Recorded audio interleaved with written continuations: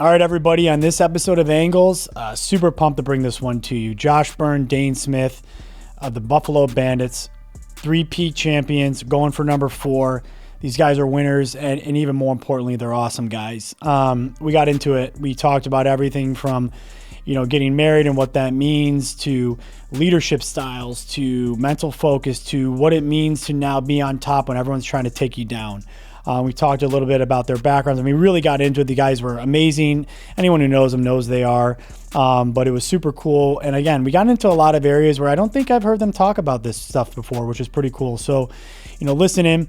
I, of course, have to thank our sponsor, Richmond Vona. I get it. It's my law firm. But again, none of this is possible without their support. And we have a tremendous amount of support for them.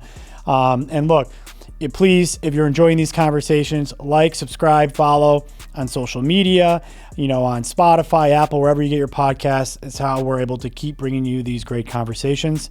Enjoy the podcast. It's nice finally being on the other end of this, eh? Yeah. So that's actually, we get going. That's actually what, I was getting ready to talk to you guys. I appreciate you guys being here, obviously. You have your own podcast. We do. So is it weird being like in the other seat? I kind of like it a little bit better. Being asked the questions is a little bit easier than asking at times. But yeah, how about you? No, it's way better. You don't have to worry about flow or anything that. And trying to somehow navigate different questions and allowing it to move naturally it's an art. So it's this means you owe it to me to help me. Yeah. if it stalls out, because you know the feeling. Yeah, 100% get it. Yeah, I didn't even ask you before because I know you guys are both Canadian. You got the Leafs, or not the Leafs, the Jays hat on. Did you go to any of the games? I did. Yeah, I went to game 2 versus Seattle, and then game 7 when they hit the home run that. Oh man! And then I went to game 2 of the finals, and they lost. So I was 1 for 3. But it was brutal. I went to game 6 of the series. Before it started, I got lucky. Someone's like, I got 4 free tickets for you if you want to go. I'm like, no way. Yeah, dude, I'm definitely going to go. But I didn't think, with my luck, it's not going to make it there. Yeah. I brought my dad. It was super cool. Brought a couple buddies. It was so sad. I felt so bad for the fans. There's literally kids crying, and I'm like, oh, I get it. Yeah. That's terrible. 100%. It's obviously Canadians team, so it's all of Canada's rooting for them. Yeah. It's pretty cool to see them. And people thought they were going to get swept. So that Dodgers team is crazy. And I didn't even like baseball for the longest time, and then I started paying attention during playoffs. I'm like, wow, you guys are very talented, these players and stuff like that. It was pretty cool. You know they got a Rochester boy on the team? Yes. Clement? Clement, yeah. He did really well. He was probably one of my favorite players watching it. He almost finished it. He did. Yeah, I know. It was tough. I was actually even just on the other day on Netflix watching. There's a new documentary on the Expos, what happened with them. It's actually kind of interesting, and I was like, oh yeah, that's right. There's only one Canadian MLB team now. Yeah. But yeah, that was a bummer. It's got to be. Even especially for you guys. You guys. I don't know. You're the ultimate champions. I'm not just saying that because you're sitting here. Back to back to back. And, I thought it was interesting because it's not just with the Bandits, obviously with the Six Nations Chiefs now too. It's you're just constantly winning. But I'm sure you've had times in your lives at different levels where you've lost. So that feeling. It's got to be, you get it probably more than anybody sitting in there. People forget we lost 2 straight before we won 3. Yeah. And you lose the first one, you're like, all right, we're young. And even you have a different story than I do because it was my second year. And then, all of a sudden you lose 2 in a row and you're like, wait, is Buffalo really cursed? What's going on right here? Yeah. But, I've always been a big believer in you got to lose to learn how to win. It's part of it, right? So hopefully that Jays team, they seemed pretty, deep and that they cared about each other as well. So hopefully, at the end of the day, it's they're better for it in the future. So. Yeah. And Dhane, because you've been in Buffalo longer than Josh has, and so it's crazy how quickly winning makes everybody forget about everything else. Oh, 100%. Like, it's like, that's like so far in the rear view. I mean, how has it been for you? Like, what's your perception on like going through the years? Yeah, my whole career, I grew up in Kitchener, Ontario. We had a junior team. I lost my whole life. Wow. And then getting drafted to Buffalo, we didn't make playoffs the first year, and then or the second, I believe, and that's how we picked up this guy. But like I lost so many times, and like in 2016 was my first championship loss, and at the time I was like, wow, like this sucks, but I was so young and naive. I was like, okay, we're gonna end up going back there at some point, and then you kind of don't get back there for 4 years or whatever it may be, and then you're just like, wow, like it's really not that easy. And then you're seeing names that are the top players in the NLL or have been, and they never won championships. So then you're just like, is this going to be me? And then, like you said, you lose two, and you're just like, wow, like am I a loser? Yeah, like I always go back to like the Connor McDavid thing where he was deciding to maybe leave Edmonton this past year. And like, I understand how he feels, like in the aspect of, obviously the money's totally different in the NHL than the NLL, but just like how much weight he has on his shoulders and stuff like that. When we lost the 2 in a row, like for myself, like the fans would just come at me, and I'm sure Josh as well. And like,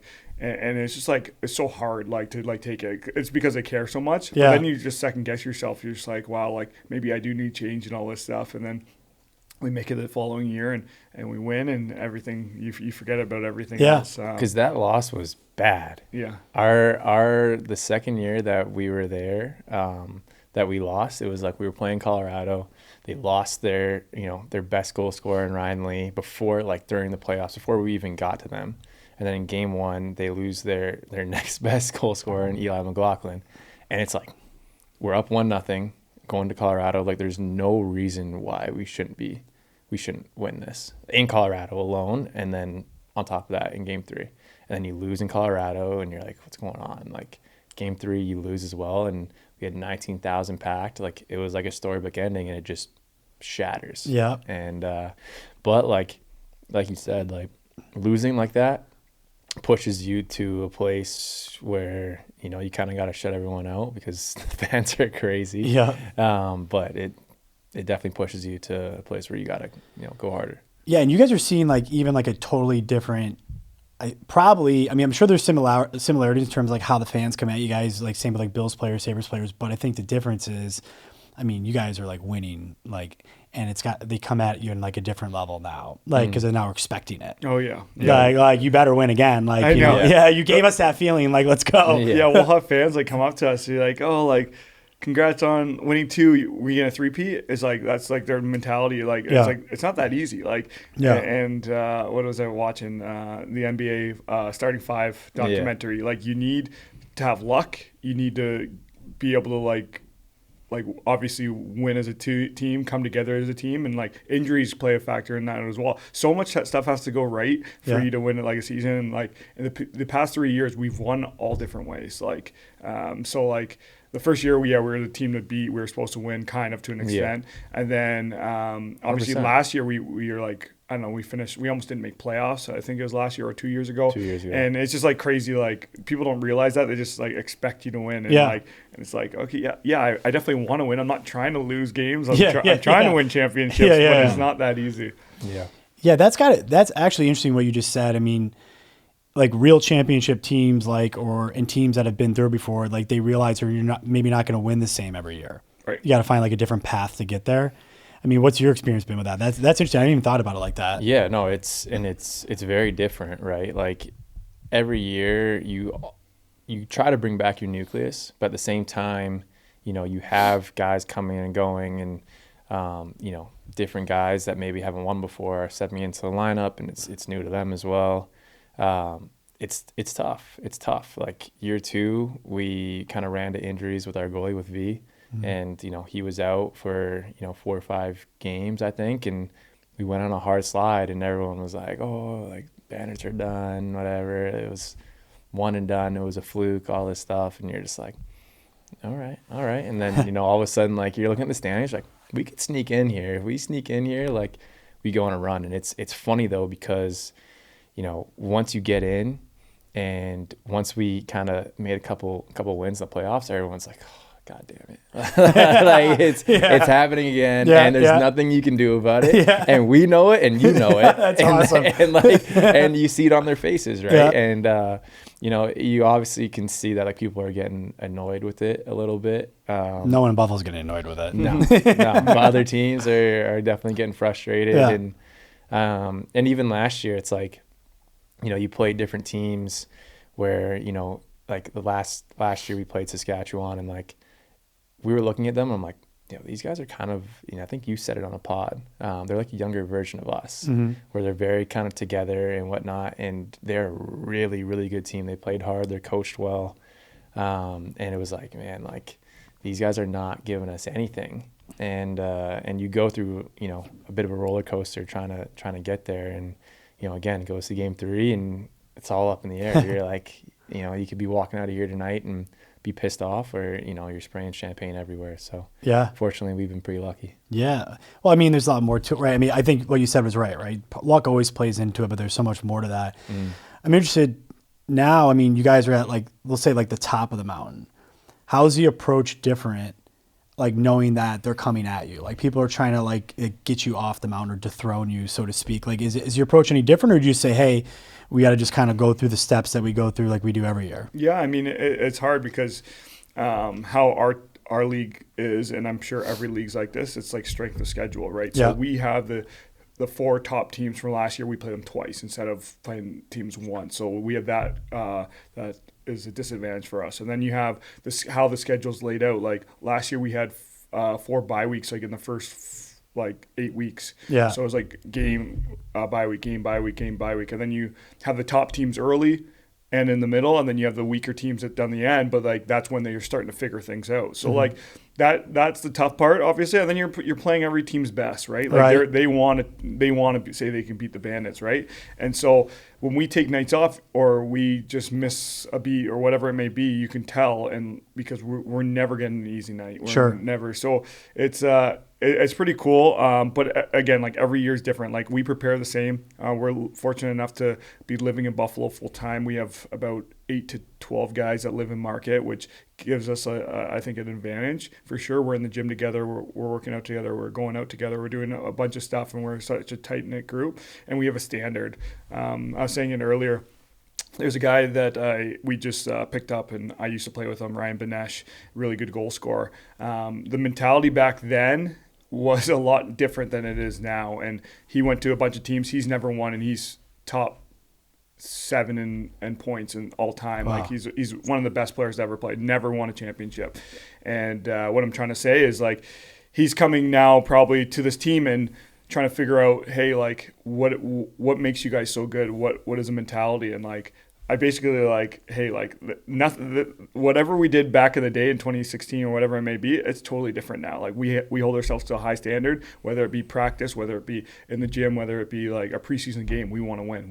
We're competitive, and I think that's what makes us successful. We push each other. Yeah, I'm guessing you probably agree with that. Do you have anything else to add? A lot. I mean, ditto everything that you just said. I think the other thing for like me personally is like, I try to think back to those times when we were losing and really try to pull from that. Like that's my thing is like, it's funny because like you win and you almost like forget about it. Like it's weird. Like you don't forget about it, but like, it's not really, it's awesome for probably 24 hours, 48 hours a week, you know, the parade. And then all of a sudden like you're on to the next thing, and it's, you know, it was almost like it was expected in a way.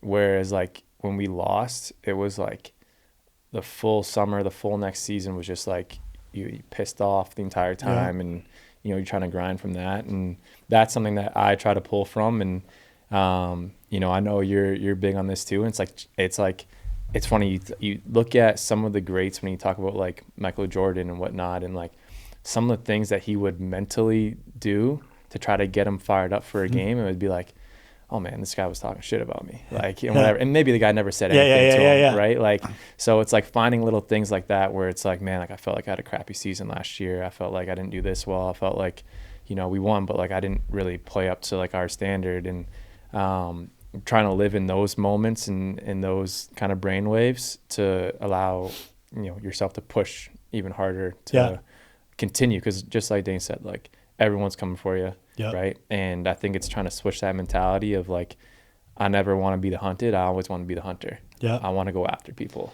That makes a lot of sense. I mean, like, I'll tell you, they've done a lot of research on this, on like top tier athletes like you guys, and like every time, guys like you hate losing more than they love winning. Always. Like, always. And it's not always the same. It's obviously not the same with what we do, but like, we try cases and we want like these like fierce trialers or people like really care about the craft. Like, and like we always tell them like the same thing, like when you get a loss, like just like obviously you got to learn from it and move on quick, but don't forget what it felt like, because that's like what's going to drive you, right? And I think that's interesting to hear you guys say that. It's so true.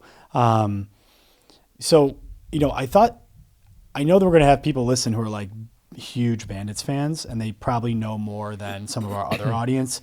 Like you were mentioning, like that you have like 8 to 10 guys maybe around here that live in Buffalo. Maybe not everybody understands that, guys have, I think, like, correct me if I'm wrong, like other jobs, and like they have to travel in for games. Like what does like a typical week look like? Yeah, it's different for everybody.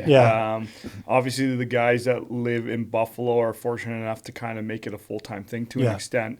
Some guys will do part-time in the summer. They'll be working. I know myself, Josh, and a few others. We're full-time lacrosse. We've been able to make it a lifestyle, which we're just so fortunate for. But like other guys are teachers or firefighters or whatever, 9 to 5, we're working, and then on weekends they're coming to play lacrosse. And I got to give them credit, because they have families, they have kids at home, they have all this stuff, and then on top of that they're grinding to win championships or whatever it may be. Where we're lucky enough where our days, we wake up, we go to the gym as a group. We have physical therapy right after. We have cryotherapy. We have all these outlets that kind of make us better. We have a location that we get to shoot at on weekdays as well. So our main focus is playing lacrosse, taking care of our bodies. And it's so much different now than it was when I first came to the league. Like guys would come to camp to get in shape, where like if you're not in shape, you're not making the team. Like it's a no-brainer. So it's just the mentality, like guys wouldn't stretch or take care of their bodies. They'd be going to the bar right after games and stuff like that, which you still find those fine lines. We enjoy ourselves. As you should. But it's just like, I'm taking care of my body like I wish I did before. Like my body is definitely beat up, but it's crazy because the start of my career, all I did was lose. So we were out right away, all this stuff. Now, the past 4 or 5 years, whatever it may be, I've played the most lacrosse you possibly can, whether it be summer lacrosse into winter lacrosse, international, and then international. I literally have maybe a month off. In the past probably 4 years, I've probably had 4 months off total, and it's just crazy. And I wish I wasn't as old as I am now. Not saying I'm really old, but like I wish those winning times were like when I was younger, because then my body would have been a little bit better. Now I'm like grinding out, but I'm just fortunate enough, like obviously, to make it a full-time thing. My wife's very supportive, my family is as well, and I want to keep going as long as I possibly can. That's awesome. Yeah, I mean, that's something I actually want to get in with you guys about, is like how you kind of take care of yourselves, like the health and wellness routine. But I got to follow up on that. So guys can obviously get traded in the NLL. So what happens if like you're working, you have like you're a firefighter, you have this job forever, and you get traded? Is it like you have to choose, like, do I keep playing lacrosse or not? Yes and no.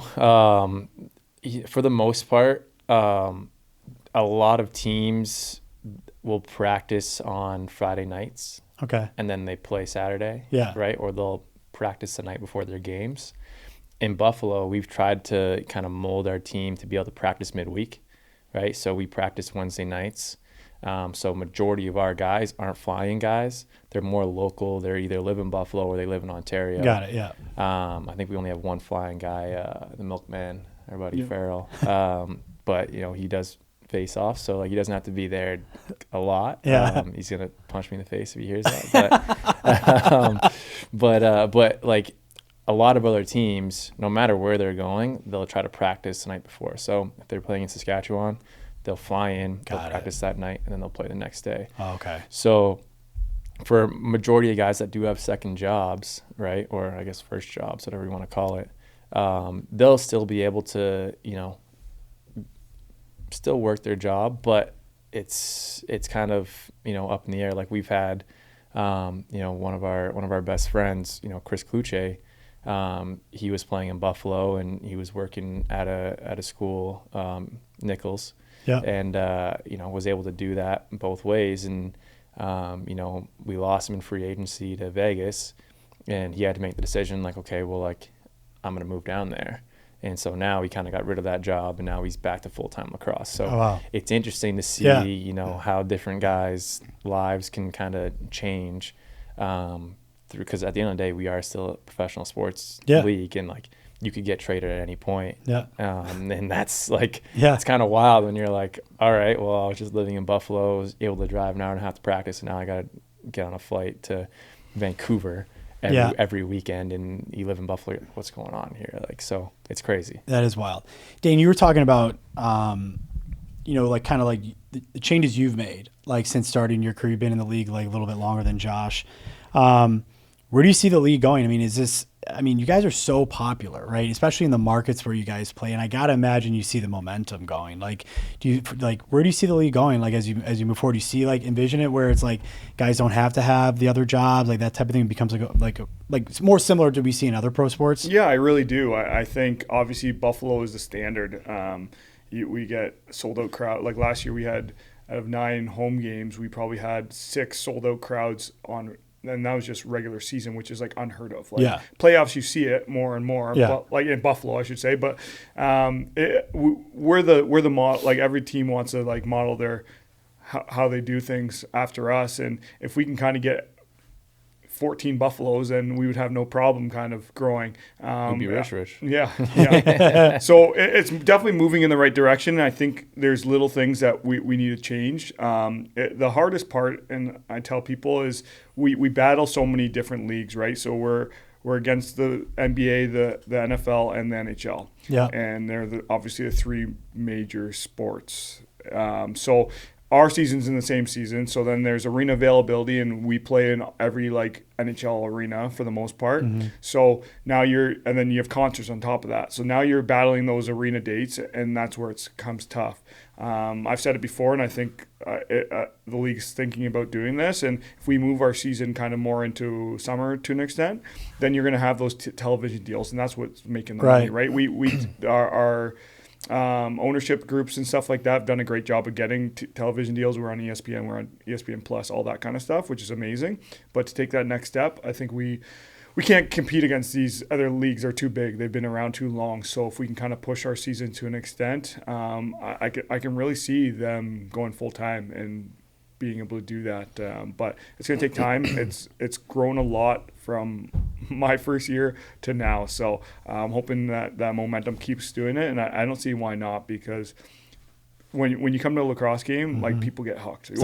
Whether you know or not, it's just like it's like amazing. My wife's from Buffalo, huge. She was a D1 athlete and never saw lacrosse in her whole life till she met me. And I'm like, how you're from Buffalo? How have you never been to a Bandits game? Yeah. And now her family like love it. Like everyone loves it. Like it's just like hooking more and more friends up with like the fact that like the Bandits, like it's just an atmosphere that you can bring your kids. You can do whatever it may be. It's like a party. So I think it's going to grow. It's going to take a bit, but it's definitely going on the incline. So yeah. It's electric anytime you go. Like I've been fortunate. So I grew up coming here, or I'm from Rochester. Grew up like coming to Buffalo Sabres games. I was a hockey player, all that type of stuff. And then I started coming to Bandits games, and I was like, whoa, very different. Like okay, it's like a party like the whole time. Yeah, it's amazing. Anyone who goes is like, okay, yeah, I'm gonna keep going. Yeah. It's such a fun thing to do. So you guys have both kind of like talked about this a little bit, but look, you play for the Bandits, obviously because you guys are winning. It goes longer. And then I'm guessing you don't have a lot of time off before you start the summer league. Yeah. And I believe you both play, it's right, the Six Nations Chiefs. Correct. Mm-hmm. And also won 3 in a row. Is that right? Yes and no. I've only been a part of one. Okay, because I know you recently left with the PLL, right? Yep. So, I mean, it's such a violent game. Like you guys, I mean, it's it's rough. How do you, especially in this day and age, or like, what's your position on like staying, like keeping up with your body? Like, how do you do that? It's tough, right? Like, and, like Dhane said, we've been very fortunate to be at the top of our game.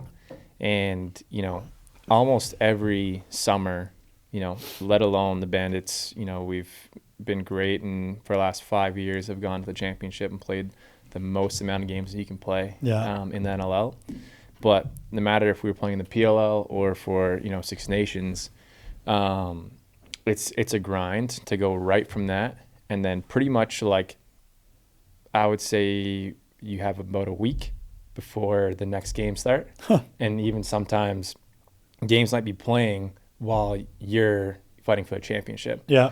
So you're jumping right into it.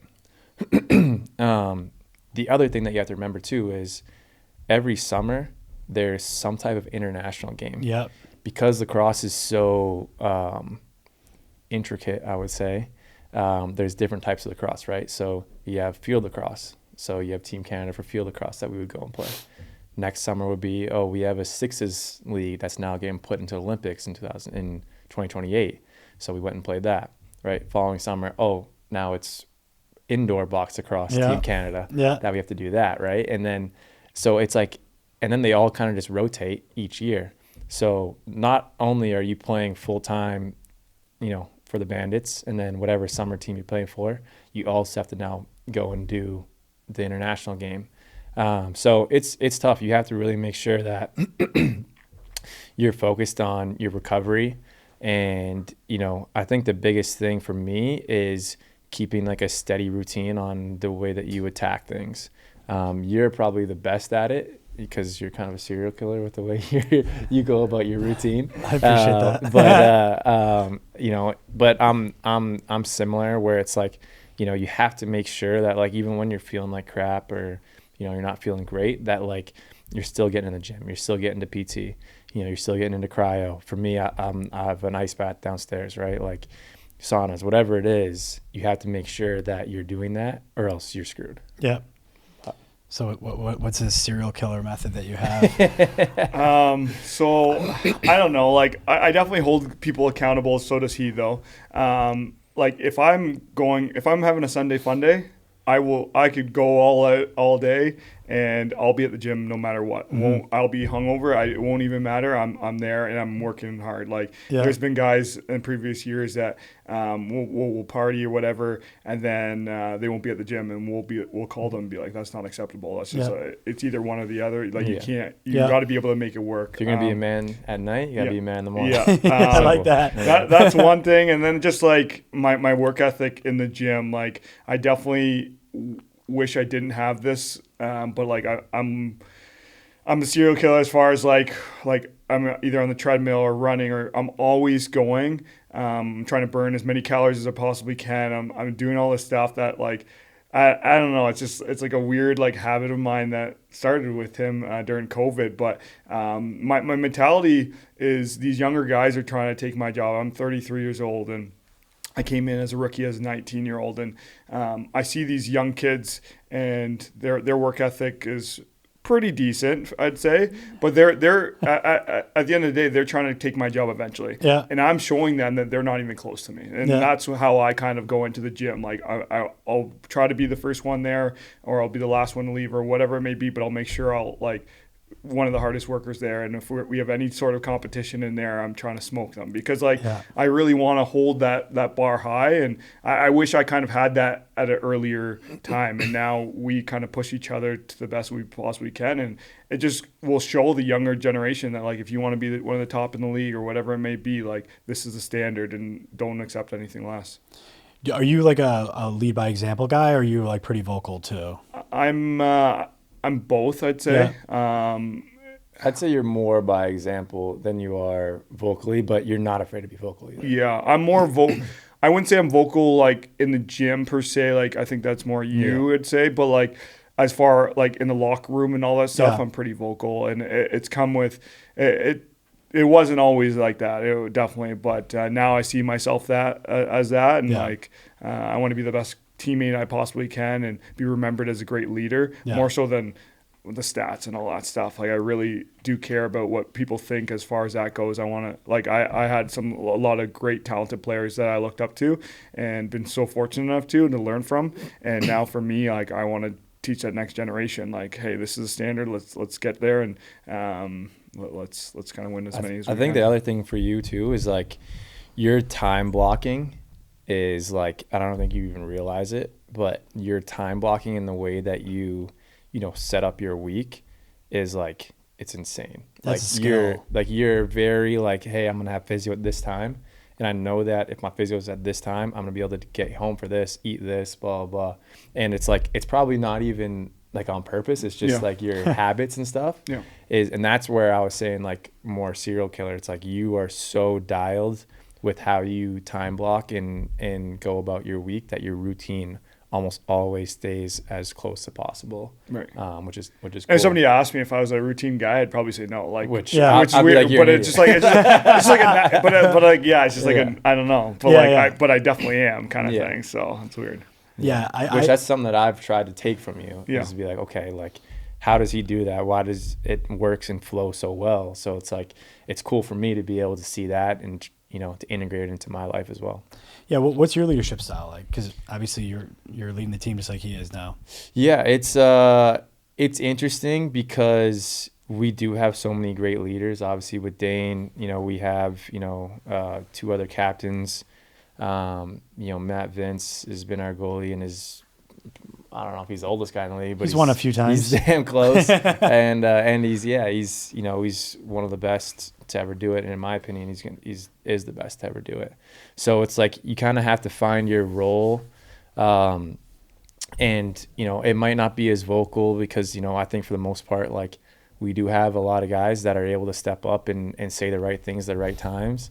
I try to do my best to, like, individually try to reach out to guys and, whether it's new guys coming into the team or just like trying to talk with guys about, how they could be better or and it's awkward conversations sometimes, because like a lot of times it's like you're kind of checking them in a way and being like, are you really doing, your best to be the best? Like, if you had to sit down and write a book about the best lacrosse player ever and how he got there, are you doing those things that you're writing? Right. Oh, yeah. And a lot of times they're like, no. Yeah. Right? So that is kind of where I kind of try to, be more of a leader, is kind of one-on-one. That's actually great advice. And I feel like this comes up on here a lot on this podcast. Have you guys ever read the book Atomic Habits? Yeah. So like, that's one of the things he talks about where, and we talk to people at our firm about this, like somebody, you see it all the time, right? Someone, like you just said, someone will say, I want to be the best at this. Yeah. Or somebody will say, like, I want to make this much money, or like whatever it is. And it's like, okay, like, what do you think the life of that person is like? Exactly. Right. Like, what do you think they're doing? Yeah. Like, and you have people, like you can actually just watch and like emulate, or I think that's actually great advice too. Like, write it down. And then if you're willing to do it, then okay, you can say you want to be that. Yeah. But yeah, I think that's the disconnect a lot of times, whether it's like in sports or probably more so because you guys are around a lot of high performers. But it's business too. It's everything. It's like, and that's kind of where I've tried to like live my life, is like, all right, like I didn't, hit the goals that I wanted to hit. And it's like, all right, so if I was to write a book about that person doing that, like what would my day-to-day look like? Right. It's like, would I be, hanging out for 4 hours during the day, or would I be trying to find something that I can do to make myself better and hit those goals? It's like, and if you're not doing it, then that's on you. But at least like, it's not, a lot of times it's not rocket science of how to get there. Yeah. It's just whether or not you want to do it. For sure. You're willing to go there. Yeah. That's like somebody, I'm not trying to be like a quote machine, but like somebody was like telling me something. It was like, it's the harder it is, almost like the more excited they get about it, because they know less people are willing to follow them there, because it's going to be so hard. Like, guys, you're not going to do this. I kind of got that vibe from you. You're like, the young guys, like, you're not going to do this. Yeah, literally. Good luck. Speaking of business, I mean, both you guys, we're seeing this now like a lot more in sports, where guys are really building brands, like in businesses outside of sports through different ways. I mean, what's been your approach to that? I mean, you guys have both been very successful at it. Let's start with you. Yeah, I don't know. One thing I'll say is I wish, again, this goes back to the thing, I wish the older guys on the team back then was so like invested in like building your brand, but it wasn't a thing then. Like social media wasn't a thing like it is now. All that kind of stuff. You got looked at as like a hardo, like loser. Yeah. Now it's just like the normal thing. If you're not doing it, it's like opposite. Like why aren't you doing that kind of stuff? I've been fortunate enough, again, living in Buffalo, the market like that. Like the fans have done so much for me throughout my career, and for me, I want to try to give back to the best of my ability. My wife's from Buffalo, so she got me stuck here, which is amazing. I love this place. We're having a kid actually on the way in February. So it'll be interesting to see how those time blocks work then with the baby. I told you I gotta be in the sauna by 2:00. So that'll be life changing for sure. I'm super excited about that chapter. But I just opened a bar in Hamburg, New York, and called Sandbaggers. It's a golf bar, 3 simulators and 2 bars. It's been doing super well. It's me and my father-in-law and brother-in-law. Never thought in a million years I'd be a bar owner by any means. It's definitely a slippery slope for sure. I give credit to all those bar owners. It's a lot harder than you would think. For sure. That being said, I got to thank my father-in-law and brother-in-law because they take on a heavy load for that. They know that my main thing is lacrosse, and they take on the hard things. I might have to do the little jobs that nobody else wants to do, but it's been amazing kind of. And besides that, I try to get out to as many community events or whatever it may be here in Buffalo because again, I just love Buffalo. It's so nice. My family's not too far from here, so they're able to kind of see it as well. But that's cool. There's a reason I'm here in Buffalo, and I don't see myself anywhere else. So I want to continue that. I know we've talked about having a foundation eventually, whether it be separate ones or one together. But there's always more we can possibly do. For sure. And it's just growing and like learning, because as I've gotten older, you kind of learn a little bit more. And when I was younger, I was just kind of naive. I just like to whatever it may be, do just play lacrosse and do whatever. But as you get older, you have to think ahead as well. What's the next step after lacrosse? Lacrosse isn't always going to be there. I thought I was going to be a stay-at-home dad, but my wife told me otherwise. But no, but it's exciting opportunities kind of ahead, and I'm excited to kind of keep that going. So I got to ask, boy or girl, if you know? I have a girl. Okay. Yeah, I'm a soft guy. Oh, dude, very soft. And I didn't think I could get much softer, so I'm super excited about this. I have an older sister. Yeah. And so I did want a girl first. At the time, and then you got to go back and forth because you're just like, oh, I need a boy. You need and then it happens that you have a girl, and it's just like I've like the first 1 minute you're just like, oh my god, and then you're just like, oh, this is gonna be the best thing ever. So I'm super excited about it. Dude, I think I mentioned it, but like I just had a baby girl like 2.5 months ago, and watch out. Like, I mean, it's awesome. It's awesome. Like I wouldn't have it any other way. But yeah, especially when they start smiling at you, you're like, oh, you take my wallet. Done. Literally. Whatever you want. Yeah, seriously. Now I got 2 girls controlling my bank account. That should be interesting. What about you? What's been your approach to building your brand? You've done a great job at it too. Yeah, it's tough, right? And I think we have to go about it a little bit different ways, right? You know, I think you and I have been fortunate that we've been able to make some good money with lacrosse, but it's not NFL money. It's not NHL money. So you have to be a little bit more strategic with how to set yourself up with, life after lacrosse. So for me, it's been big in trying to figure that side out. What's naturally kind of happened is real estate. Real estate has been a big thing for myself. My wife's a real estate agent in Buffalo. She's born and raised here as well, from Williamsville.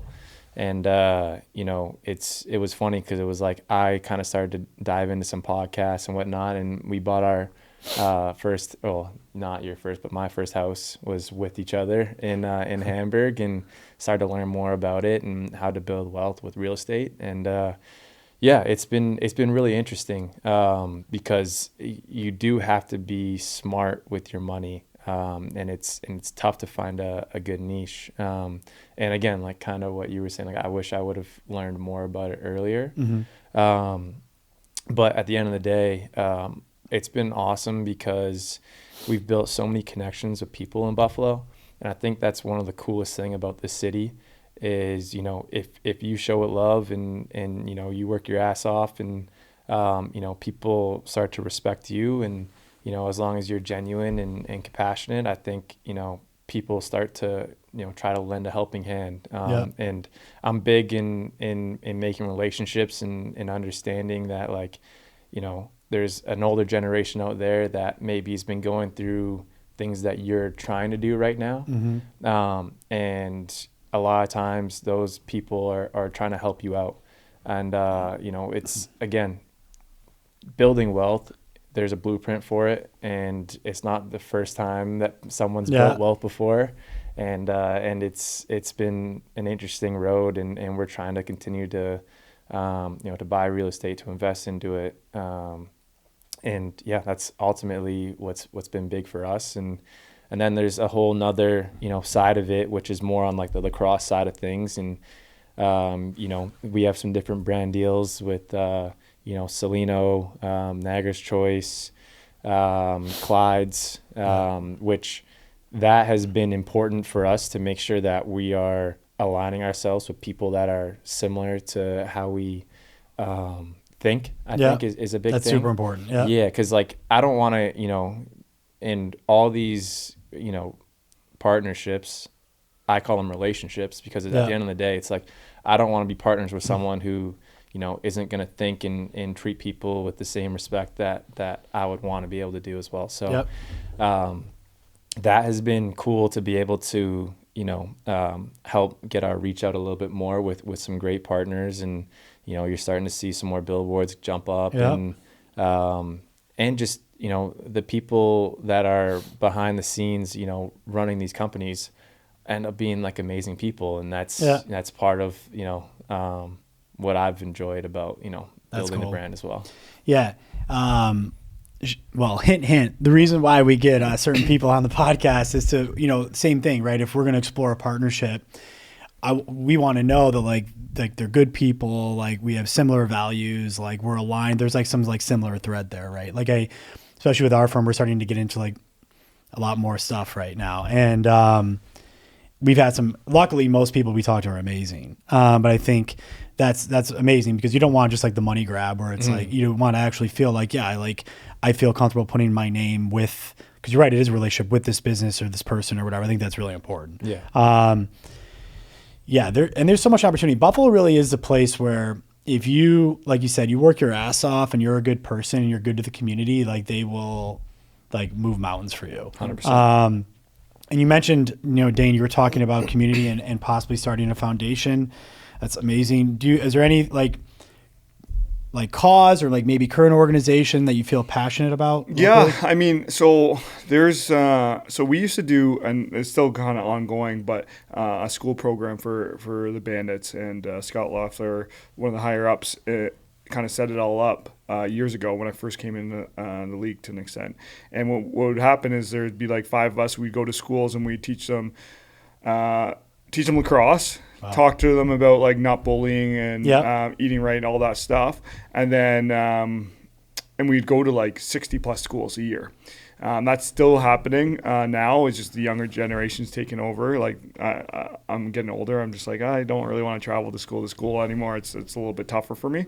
But that being said, like I would go into some schools here in Buffalo, like downtown Buffalo, and it'd be a little bit rougher. And you can see that those kids didn't have access to like lacrosse sticks and all that kind of stuff. And so for me, I wanted to kind of hit that market where we had used lacrosse equipment, whatever it may be. Like I'm sponsored by some lacrosse companies, Evo Shield, Signature Lacrosse, and stuff like that. And then also we get gear every year. Like that's just a standard. So when you have a new year, I mean, like a lot of guys are old school where you wear the same gear for the past 10 years or whatever it may be.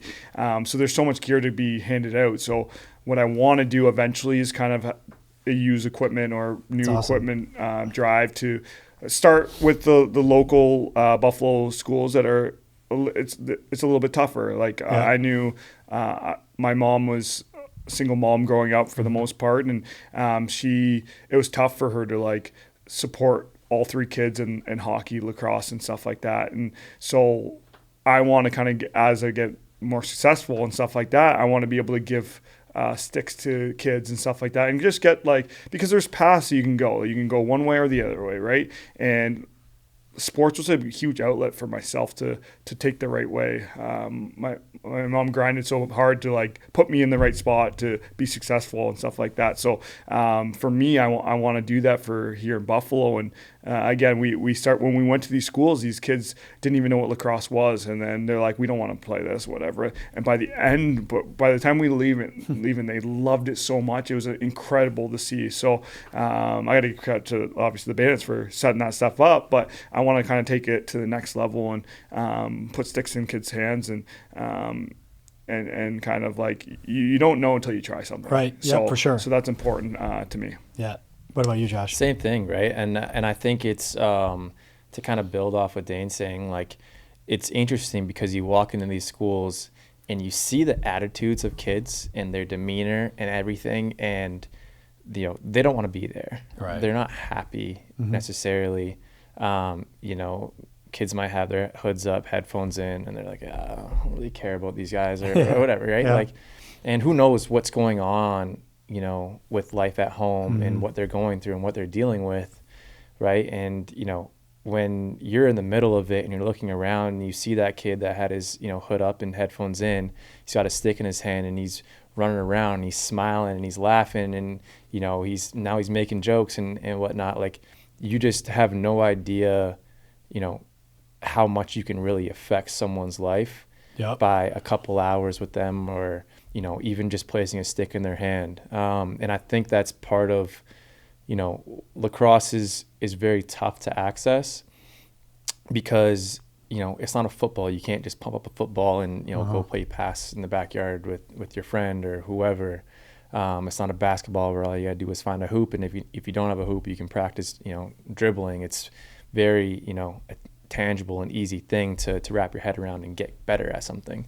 Lacrosse is tough because you need a shaft, right? You need to put the head on, and then you have the mesh of it, which a way that the head is strung can be it can make or break a kid's experience. Yep. Right? Like, and that I think is super important. And to be able to put like good quality sticks in these kids' hands where they pick it up, they have fun, they enjoy it, they're running around, they can actually be successful at it, is huge. And there's been different things in the past where they've tried to simplify it, but it hasn't really worked as well. So I think that is ultimately the biggest thing for us is, how can we affect these kids and help these kids and give them, a pathway to walk where they're happy and maybe, they make a right turn and they don't go left. And maybe, it saves their life. You have no idea. That's great. That's really a great perspective. I mean, it's so true. Like I'm like picturing, the kid like with his head down, and then it's like he's forgotten about whatever, stuff he's going through, right? Like, because he's getting joy out of something. That's really awesome. That you guys... I think, and sorry, but like, no, you're fine. That is something where like in my own life, it's always been that way. Like when I was growing up, like I would just take my stick and we were fortunate enough that we had like outdoor boxes in our area because we were like, kind of like a lacrosse town. And I would go and play. If I was pissed off, I was sad, if I was upset, I would go and play for hours and hours and hours. And, my mom just knew where I was. And, I'd come home and I'd be good, right? And like, even to this day, it's like, no matter what's going on in my life, stresses, everyone's got different problems that they deal with. And it's like, when I get onto that floor, like, I forget about everything. And it's great. And I think that's, part of why we've been successful is like, you just get locked into with your boys and they become brothers. And, it's built relationships for us that, we'll forever, be locked in together because of this game. And to try to be able to give that to others and to kids, I think is a really cool thing. That is awesome. So I got to ask just a couple, just one question each for both of you. I'm just curious, what's like your favorite part about Buffalo? I mean, especially because you're not from here, now being here for a while. You know what? Bandits games, but no. Yeah, obviously. No, but like I feel like it's grown so much. Like, again, I keep going back, but like 2012, I remember getting drafted here, and like I knew Buffalo, but I didn't know it that well. I'm like, I would never like live here. Like, and I slowly kept like staying longer and longer and longer. The summers here in Buffalo, there's so much to do. The best. And I think people don't really realize that. But I think that's kind of like what kind of keeps, like, I love it. I love golfing. There's amazing golf courses around here, but I like summers in Buffalo. There's so much to do, whether it be Taste of Country, whether it be concerts, whether it be golfing, whether it be just anything outdoor. Like, the opportunities are endless, and people really don't know about it. Like, they just think of Buffalo as snow tundras, which it is. And I'm not a huge snow guy. I played hockey growing up, but now that I don't play hockey, it's like I don't have anything to look forward to as far as the snow goes. Now we have our season that's during that time, so that's one thing. But just summers in Buffalo, just something about it. It just like I love it. So I agree. What about you? I'll agree with you on that, and I think like the thought process of Buffalo, New York, it's like people have no idea what it's really about, right? And I was the same way when I got drafted here. I'm from Vancouver. People are like, "You want to live in Buffalo, New York?" And I'm like, "Yeah, like I don't know what's gonna happen. I don't know what it's like, but I'm gonna go and I'm gonna enjoy myself." And the summers are incredible. But I think, and when you asked the question, I started kind of thinking about it, and I'm like, the cool thing about Buffalo to me is no matter what situation you're in, people find a way to make the best out of it. Yeah. Right? Like, whether it's, freaking the coldest night and the snowiest of all time, like, people are tailgating at a Bills game and they'll go and shovel out the stadium to go and cheer on their team. And because it's like a fun, great opportunity that they're like, it's snowing, it's cold, but we're going to make the best out of this and it's going to be a great time. And I think, like, no matter what goes on, no matter what happens in the city, the people always come together and really like lock arms and try to help each other. Like, even in like the blizzard a couple of years ago, and it's like it's insane what's going on and what's happening, and people are stuck and whatnot. But it's like people are letting random people come and stay into their house, because it's just like, that's just what Buffalo is. It's just like an open door policy. So true. And people are genuine, they're real, and they want to help each other. And I think that's ultimately what's really locked me in. And then obviously summer comes and it's incredible, and we're golfing and we're having a great time. And then it's like, people forget they have jobs. Yeah. When we were at 301, we were right on like on the canal there, and like the pedal boat tours would come in, and like it's like Tuesday, like 1 o'clock, and I'm like, do you guys work? Like, what's going on? Yeah, it's like, ripping beers. Yeah, that's awesome. It's like summers in Buffalo are just like the craziest time. Holidays in Buffalo in general. This isn't even a holiday. Why are you guys drinking? But they just make the best of it. It's just like, all right, I'm in. Let's go. I lived in New York City for like 10 years before I moved up here in 2015. And at first, it was like I was really excited about being here. I realized I didn't know a lot of people. Then I was like, And then I just realized how amazing this place was and really started embracing it. And like, it's one of a kind, like in a really good way. And like, I'll invite my buddies who live all over the country to come in and hang out. And they were like, oh, okay. Like, seriously, I'm not even just saying this. I'll bring them the Bandits games, like, or in the summer they come in, they're like, this place is a shit show, like in the best way. And I'm like, yeah, man, it's like nonstop. Right. Like, people are embracing it. I know we're wrapping up here. Just got a couple more things I wanted to toss your way. I know you both got married. Yep. Buffalo girls, man. That's awesome. Yeah, I got one too. And has it changed you at all? Like thinking about being a husband and like the responsibilities, did it change you at all? Yeah. I think it has to, and for the best way. Yeah. I think that, it's something about being a husband where you're like, okay, like, it's not just me anymore. You have to make sure that you can, provide for your wife and for your family, and, take care of her and her family. And,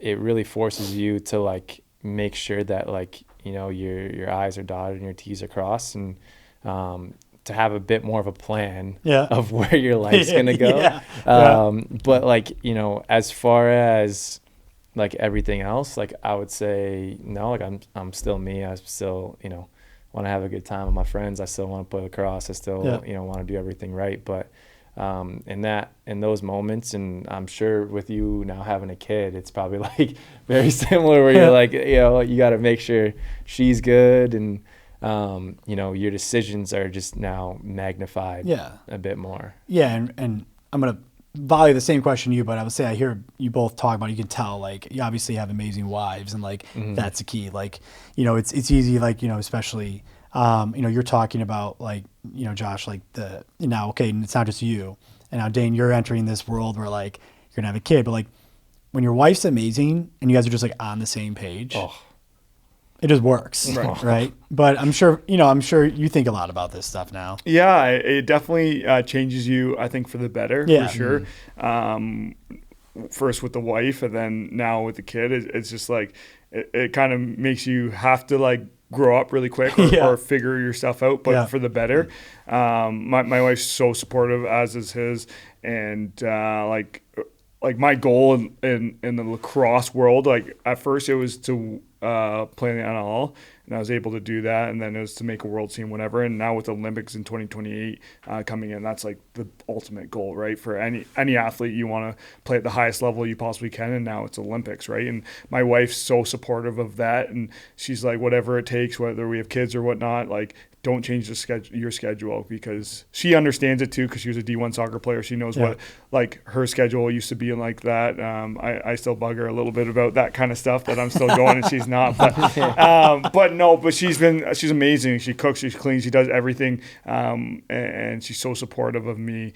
She's definitely my biggest fan, and it's amazing for us, like, as we grow together, like how similar we are. And it's like it used to be obviously like me and her, and now it's like together, like so it's really cool to see that expand. I'm excited for the future. That's awesome. I think a big thing, and you kind of touched on this, is like you can tell a lot of times like who has a good relationship and who has a good support system at home with how successful they are in business or in lacrosse or in whatever that they're doing. For sure. Like if you have someone that's sitting there and is your piece more than creating trouble or creating drama in your life, like you can just see it on that guy. And I think we're both fortunate to have wives that are just like, no, not crazy.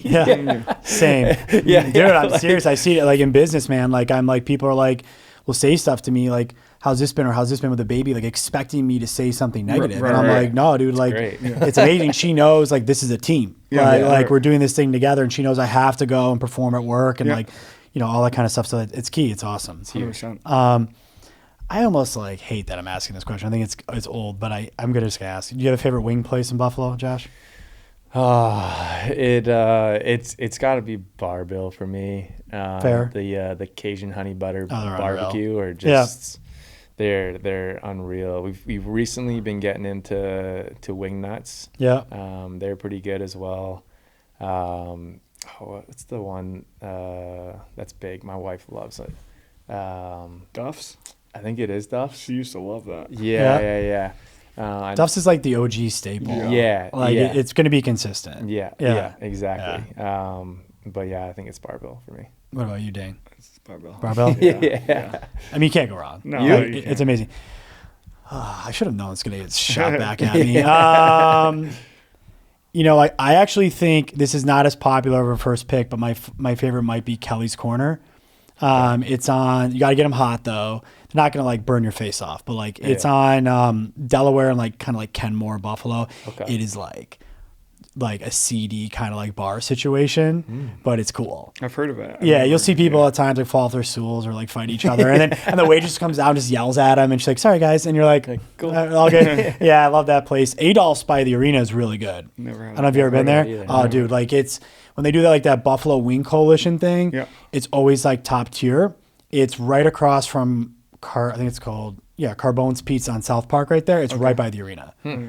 Incredible. And if you go there, try them. If you like it a little hot, the Cajun hot. Perfect. Legit. Homemade blue cheese, everything. Quick question for you. What made you get into podcasting? So that's a great question. I've just always been like a really, really curious person. And, you know, I worked at a big firm in New York City, and then ended up in Buffalo by design because I wanted to start my own firm. And, you know, all we do is we take on insurance companies, like big corporations that hurt people.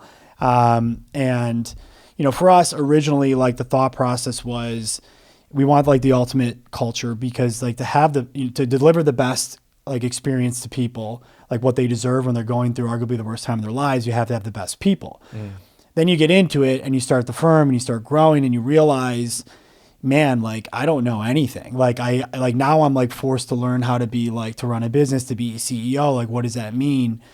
And I started thinking like, you know, a lot of what drives me, the values of the business, which oftentimes come from like the founder or the CEO, really I learned in sports, or lessons I've learned like from people outside of the law. I mean, I think it's cool to learn from other like big law firm owners in the country or big trial lawyers. That's technically what I am by trade, but I've learned the most from sitting down with, I'm serious, like professional lacrosse players, like professional football players, like Chef Darian Bryan, like hearing his story, like people in the media, like other types of business owners. There's so much like crossover. And so I was like talking to Brett and we were like kicking this idea around for a while. And like all these people were saying to me like, oh, you're going to start like some like legal podcast? I'm like, no, like I do not want to talk about that shit. Like, and who wants to listen to that, right? I mean, like once in a while, maybe there's something interesting, but I just want to bring on interesting people who've had a lot of success in their own way. And I want to keep it as local as possible, because I think Buffalo deserves to be celebrated. And like, that's kind of like the chip on our shoulder that we have here is like, we're going to create a national powerhouse firm that just happens to be located in Buffalo. And so to me, it's like a win-win-win-win-win. It's like I get to meet cool people, have great conversations. You know, we get to show people, like I think like in business, people get kind of like too like focused on like, I got to keep telling people what our core business is. This is what we do. This is what we do. And like, in my personal opinion, with like injury lawyers, like I get it. Like you need to tell people what you do, but you just always hear like injured, money. And I'm like, my thing is like, if you show you're really good at something else and that you're passionate about something else, it bleeds into whatever your core business is. People are just like, oh, he's having a great time doing this. He genuinely is a curious person. Like he's respectful and people seem to be enjoying the experience. He must be that way in his business too. Cause I am like, I'm just myself when I'm here. So there's a lot of layers to it, but it's like, at the end of the day, I'm like, I'm lucky. I feel like I tell Brett all the time, like I'm going to say it as soon as this is over. Like if you told like I'm 41, like if you told like 23, 24-year-old John when I was in law school, like, you know, in 15, 16 or whatever that is, 18 years, whatever that is, I'm terrible at math. Like, but you're going to just be sitting around having these types of conversations. That's part of your job. I'd be like, yeah, I'll work my ass off to get there. Yeah. You know, but I mean, it seems like, again, you guys have your own podcast that people should check out. And we were talking before we started. It seems like you guys are enjoying it too. It's cool, right? Yeah. No, it's definitely very different. It's cool to be able to kind of hear other stories as well, and to kind of understand how their brain works around different things. And it gives you a cool platform to be able to, because you never know, right? Like something that you say, you know, might help someone who's listening. Yeah. And if you can do that, and like if you can change someone else's life just by having a podcast and talking about stuff and changing someone's mindset, maybe like that's a really cool thing, you know, for us to be able to hopefully do. Dude, it's humbling. Like when you get like, for real, there will be people who will reach out to me about this podcast and say, I didn't know this. I didn't know this about these guys. And I think trying more and more to like talk about things that maybe you guys normally wouldn't be asked by the media.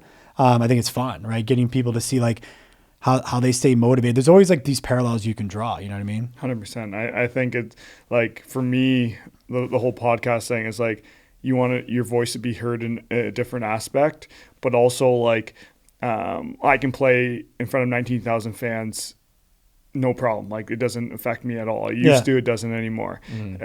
Talking on a podcast is a challenge at itself. Like I struggle sometimes with that, because once it becomes a conversation, but at the first like steps, and like I'm feeling more and more comfortable each year about it, and like that's just like challenging myself for something that's like different. Go outside your comfort zone is what I'm basically trying to say. And I never thought like that's something I would want to do or think about doing, but like I'm so happy that I did it. Yeah, just our first couple times is hilarious between both of them, but like both of us sitting there being like, man, it's one sentence. Why can neither of us figure this out? Dude, you know what it's so true. Like I remember starting these, but I think like the one thing, I was literally just talking to one of our lawyers about this because they just tried a case. And I was like, the one thing I realized was, at least for me anyways, it works. Whether I was like in a courtroom or doing a podcast or like speaking in public, like I know what I want to talk about. Like, and I think sometimes it's just a trust thing. Yeah. Like, cause like, dude, there'll be times where like before you guys walked in here, like, I'm like, my mind is black. Like, am I going to like, you know, but you just like trust yourself that like, you're just going to start having a conversation and then it flows. I mean, it's easier said than done, but like, I give a lot of credit to anybody who like continues to take on challenges in their life. So I think that's super important. And that's something as like being a tad older than you guys, like not much. It's, dude, I'm telling you, that's what it's all about. And I think it's interesting, even something you said earlier, Josh, or like, you know, learning from people in business who've been doing it longer. I always think about this, like, especially in business, there's like two types of people. There are people who like, when you're younger, whatever that means relatively, like you actually can listen to what somebody who's been there before is saying and do it and follow it, versus because we've all done this. Like to your dad or to your mom or something, like, okay, sure. And then like 10 years later, you're like, oh my God, this would have been so much easier if I just listened. Right. It's a key. All right. One more question for each of you. What's one thing you think people don't know about Dhane that they should? Ooh. It'd be nice. One thing that people don't know about You're Dhane. lucky you get to think about it longer because you know what's coming. My mind's blank right now. It's okay. That's the worst. And you're just like, just a monkey I should be thinking. I should be thinking. I'm not thinking. I would say everyone sees, you know, the viciousness of our game and the competitor that he is and all that, but I really don't think a lot of people see, you know, the other side of him, where, you know, he truly cares about people and wants the best for people, and you know, it's part of why, you know, we've become basically brothers. Is he, excuse my French, but he gives a fuck. Like, no, it's awesome. He really does care about people, and you know, I think that's a big reason on why, you know, he has a great marriage and he's going to be a great father too. So, you know, he's a little bit older than I am, so I try to take a couple of things from him, but I think that's big. Your turn. Good luck. Making me soft. I might cry here.